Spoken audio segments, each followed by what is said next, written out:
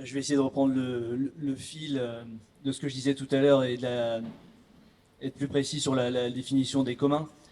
Euh, donc les communs, on les définit généralement comme des systèmes autogouvernés et auto-organisés de gestion collective de biens ou de services. Donc Elinor Ostrom a contribué à développer les communs, surtout dans les domaines, des ressources naturelles. Mais en réalité, on peut, il y a il y a des exemples, énormément d'exemples dans tout un tas de secteurs. Euh, comme, comme les communs sont des formes d'organisation et d'institutions, en fait, il peut y avoir des communs dans tous les domaines. Dans le domaine de la santé, vous avez des centres de santé autogérés. Dans le domaine de l'habitat, vous avez des habitats coopératifs.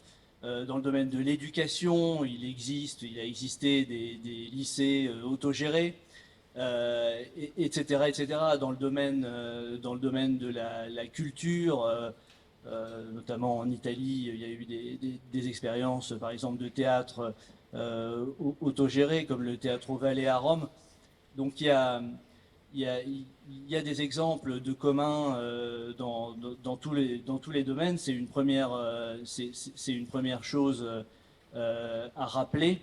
Et par conséquent, ce qui devient intéressant, on parle d'ailleurs des communs, on en parle au pluriel, c'est quand en fait ces différentes expériences s'associent entre elles, éventuellement parviennent à s'articuler les unes aux autres pour construire en fait un mode d'organisation sociale totalement différent, parce que si vous arrivez à organiser sous la forme des communs l'agriculture, la production ou une partie de la production, la santé, la culture, les transports, eh bien ça peut permettre de construire une société assez différente. Donc en ce sens, en ce sens, les communs sont des formes d'organisation en fait qui peuvent nous permettre d'aller vers une société extrêmement différente. Euh, pourrait donner un ou deux exemples plus concrets pour aussi essayer d'aller vers la question de comment on peut construire des communs dans le monde d'aujourd'hui. On pourrait citer par exemple un commun qui est assez intéressant qui s'appelle Seco Cesola au Venezuela. C'est en fait un réseau de coopératives de producteurs, surtout paysans, qui sont associés entre eux et qui, dans une ville vénézuélienne, à Barquisimeto, organise un ensemble de marchés alimentaires. Et ce qui est toujours déterminant dans les communs, en fait, c'est ça le cœur, c'est le fait que vous avez une organisation démocratique et des assemblées qui vont réunir des producteurs et, lorsque les communs sont plus développés, des producteurs et des usagers.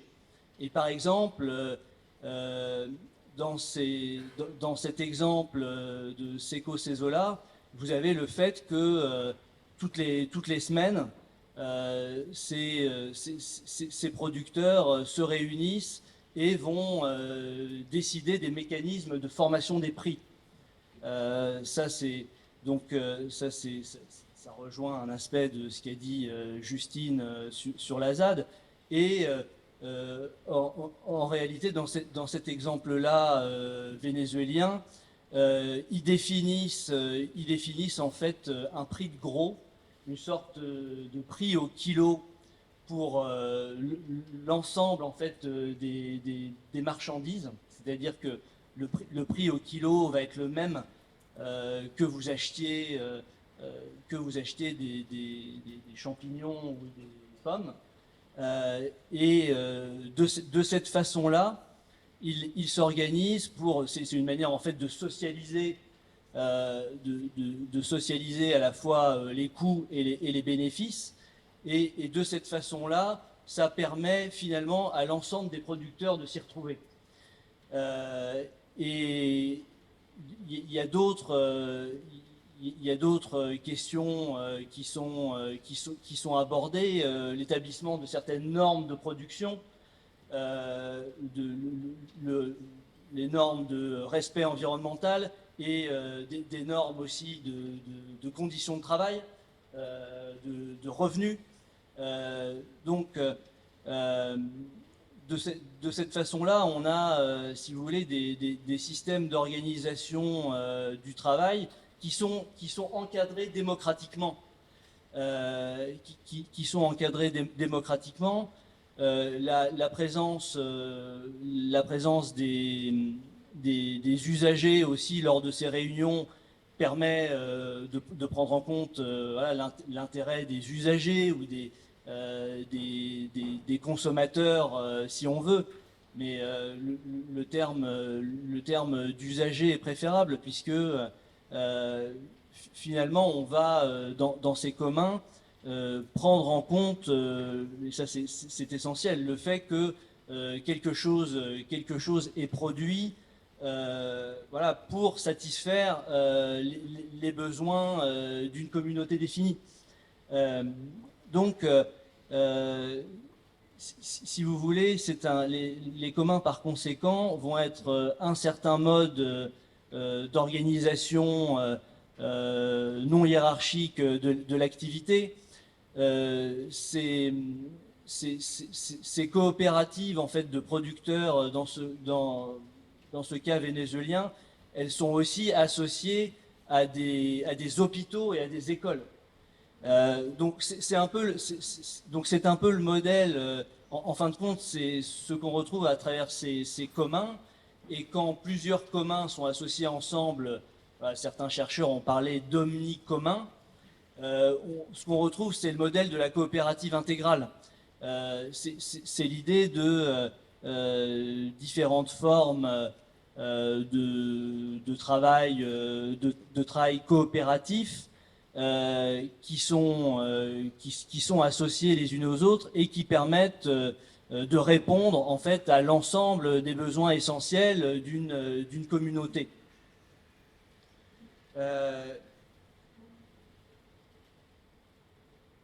Voilà, il peut citer aussi un autre exemple très intéressant dans la région de Bologne, en Italie, mais qui est un peu du même type, qui s'appelle Campi Aperti, et qui est une organisation de producteurs et d'usagers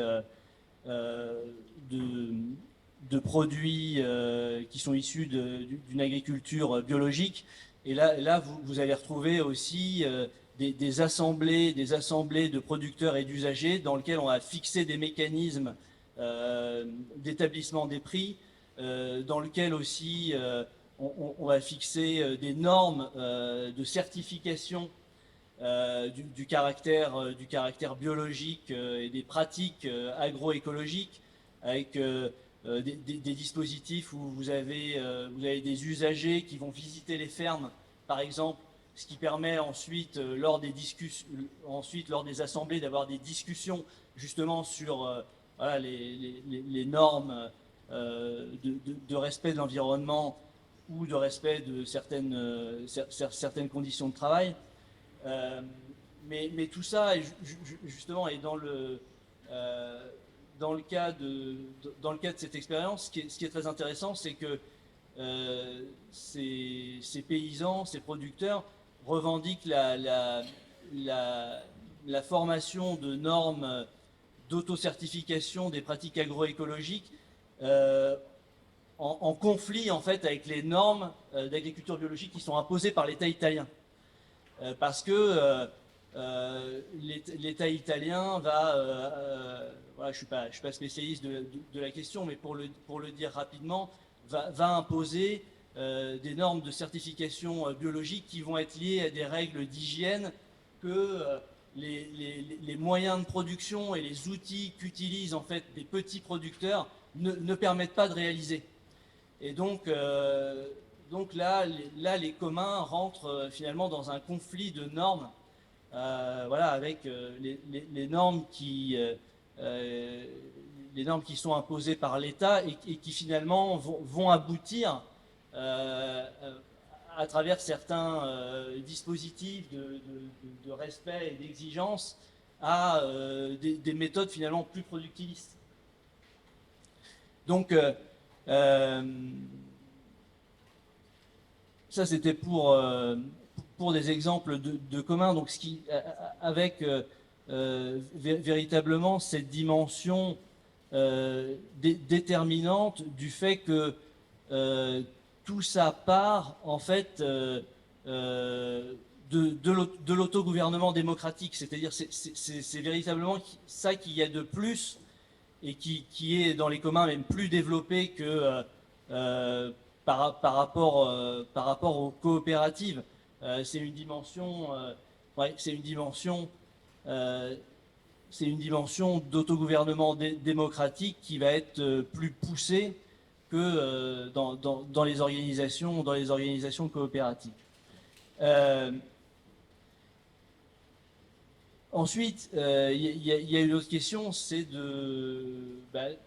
parce que l'exemple de la ZAD est très intéressant, mais ce qu'on constate en fait quand on travaille sur les communs, c'est que justement, souvent les communs certains communs se sont mis en place et ont prospéré parce qu'à un moment donné, il y avait des mouvements sociaux assez puissants qui permettent des rencontres, permettent la création de relations, de réseaux, de rapports sociaux qui ensuite vont déboucher sur la construction comme ça d'expérimentations d'alternatives. Mais dans des contextes où il y a moins de mouvements sociaux, c'est plus difficile. Moi, ce qui m'a dans les visions du commun que j'ai un peu étudié,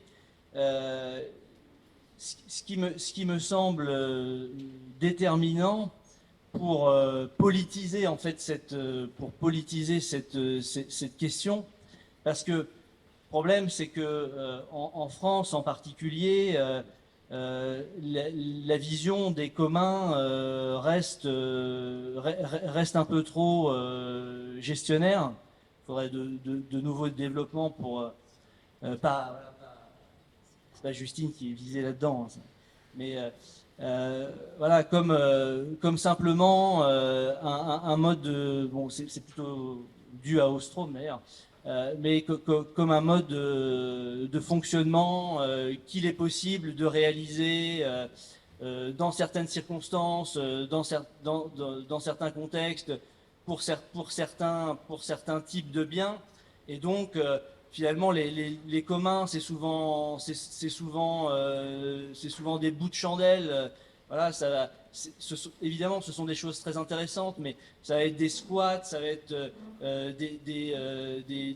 des jardins partagés, voilà, l'échange de fichiers numériques gratuits sur Internet. Mais à chaque fois, c'est une petite partie.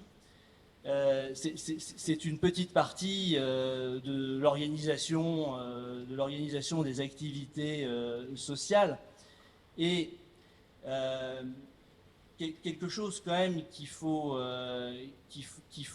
rappeler, c'est que ce mode de fonctionnement qui peut paraître assez compliqué à mettre en place du point où on part nous, parce qu'on est habitué voilà, aux formes d'organisation du capitalisme et formes d'organisation du salariat. Et bien, d'une certaine manière, c'était un mode de fonctionnement, et parfois c'est encore un mode de fonctionnement qui est très répandu, qui était très répandu dans les sociétés dites pré-capitalistes ou dans des sociétés non occidentales.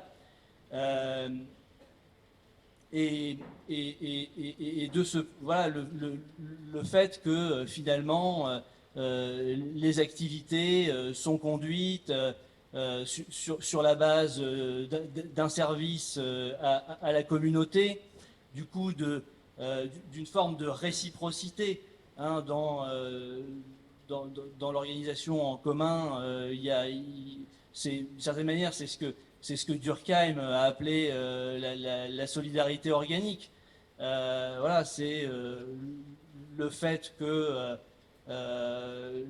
les agriculteurs travaillent pour l'ensemble de la communauté, comme des entrepreneurs du bâtiment pourraient travailler aussi à un logement communautaire pour l'ensemble de la communauté. Donc finalement une économie communautaire qui repose sur des activités mutualisées, qui repose sur l'idée, finalement, les communs, ça suppose que toutes les activités sociales vont aboutir à des biens ou à des services qui sont garantis à l'ensemble des membres de la communauté. Voilà, et là-dedans, il y a quelque chose comme un garantisme communal à construire.